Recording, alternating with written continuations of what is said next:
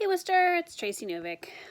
Since we're entering week 6, believe it or not, of this adventure we're on, I thought it would be good to do another video.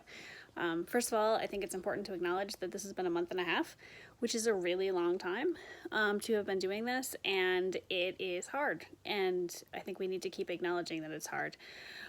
We on the school committee heard from some parents this week around the experiences that they're having as families with remote learning. Please keep that coming. That was really useful. We also heard from some teachers this week around the AP issue. It's always good to hear from teachers, so thanks for getting in touch with us. And I also had a chance to chat with some students in the middle of the week, which is always really helpful. And one thing that was really useful at Thursday's meeting was our student rep proposed that we should get together with our student advisory council, which is something that's required under Mass General Law. And obviously it would be really timely for us to do that now. So I'm looking forward to that happening too. There were a couple of things that happened this week at the Worcester School Committee that I wanted to make sure people knew about. The superintendent, in talking to us about remote learning, said that there was some flexibility within the plans. It's been growing where teachers could be assigning work that was more specific to their classes coming through the school-wide plans. And also, in looking at the school-wide plans for this coming week, I know some of them have shifted to more of a grade-by-grade level configuration, which may start to address some of the issues that I know folks have been having. So stay in touch and let us know how that's working. In terms of AP, the committee did not reconsider their earlier vote, which meant that the earlier vote stands. If you're an AP student, that means that it's up to you to decide if you want to take the test or not.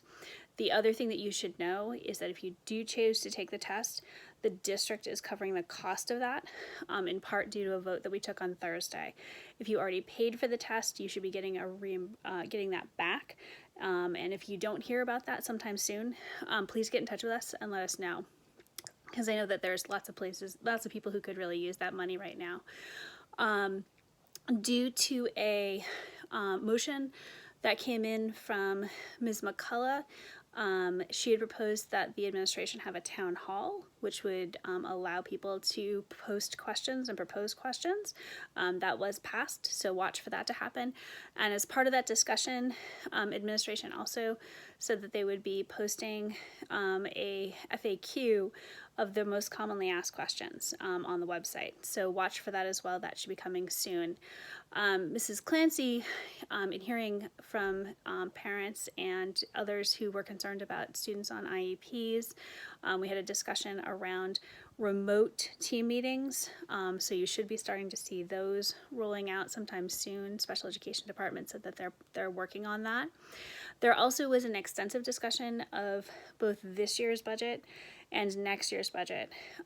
Part of the transfers that also took place involved the purchase of 3,300 Chromebooks, and the administration's plan at this point is to hand out up to 10,000 Chromebooks. For those of you who are families and you've gotten questions about access, that's why. For families that have internet access but don't have a device, that would be who the Chromebooks are going to. There is, though, however, an administrative plan for there to be packets put together for families that don't have any access at all. So the idea here is to make sure that everyone is getting work regardless of their online access. There also were some purchases of text and materials for next year. Some of the textbooks hadn't yet been reviewed and approved by the school committee, which is a responsibility around approving curriculum. So there should be a subcommittee meeting coming up over the next couple of weeks. In terms of next year, you won't be surprised probably to hear that the budget's not looking great. Our budget will come out the middle of May. It will still be based on the governor's budget, but everyone should expect that once the House and Senate come out with their budget, possibly around the same time, we'll be reconsidering that at the same time. So something to start to consider is priorities for next year. Unfortunately, what we were hoping was going to be a fantastic year is instead looking like it's going to be kind of a tough one. So start to think about what's most important, because we're going to really need to make sure, more so than even usually, that we're really putting the highest and best use of every dollar. Stay safe, stay well, and please stay in touch with us.